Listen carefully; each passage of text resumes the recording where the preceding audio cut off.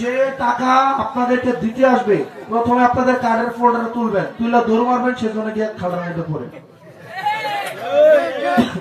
মনে থাকবো, মনে থাকবো।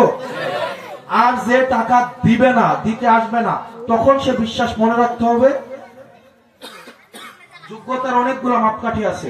যে মনে করে সে যোগ্য, সে কখনই আপনার কাছে টাকা নিয়ে আসবে না। আসবে? হ্যাঁ, আমরা আপনাদেরকে বুঝাইতে পারবো।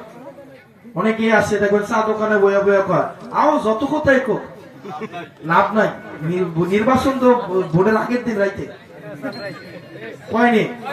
এই কথাগুলা কয়ে কি আমাদেরকে অসম্মানিত করে না? ভোটারদেরকে অসম্মানিত করে না? তো তার মানে কি মানুষের একটা ধারণা তৈরি হয়েছে যে আমরা মানুষ হিসেবে আমরা নিজেদেরকে কি করে দেই, বিক্রি করে দিই। তাহলে চিন্তা করেন আমাদের জায়গাটা কোথায় পৌঁছাইছে। যে লাভ নাই শুনে তাদেরকে বলবেন, কিন্তু লাভ হবে না, কারণ ভোটের আগের দিন রাতে ঠিকই টাকার কাছে তারা বিক্রি করে দিবে নিজেদেরকে। আমরা নিজেদেরকে কত নিচার পর্যায়ে আমরা নামাই নিয়ে আসছি। আমরা কি এই ভুল আর কখনোই করব? আমরা কখনোই করব? আমরা কি আমানত খেয়ানত করব? আমরা কি খেয়ানত করব? আপনারা আমাদের যে নতুন রাজনৈতিক দল হয়েছে এনসিপি, জাতীয় নাগরিক পার্টি, ন্যাশনাল সিটিজেন পার্টি, ইনশাআল্লাহ আমরা শাপলা মার্কা নিয়ে আমরা নির্বাচন করব। শাপলা কেউ ঠেকাইতে পারবে না, কেউ ঠেকাইতে পারবে না।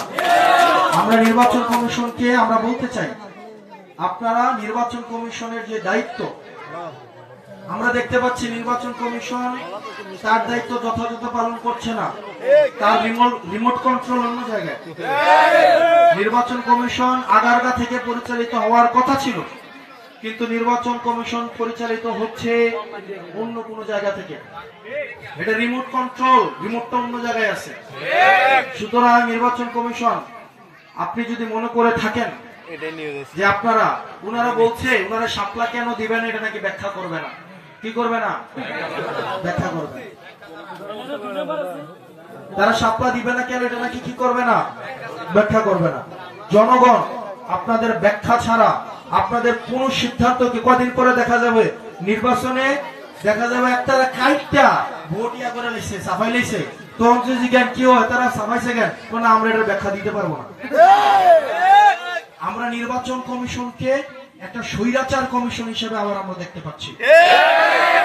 আওয়াল কমিশনের থেকেও এই নির্বাচন কমিশন আরো ঘৃণ্য, বাজে, নিচু স্তরের সিদ্ধান্ত পর্যন্ত নিচ্ছে।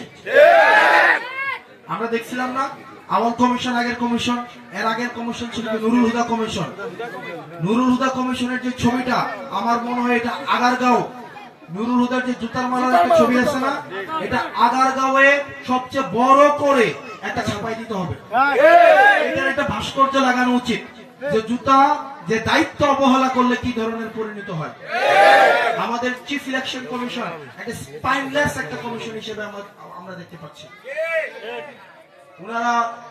ওনাদের কোন সিদ্ধান্ত ওনারা নিজেরা নেন না।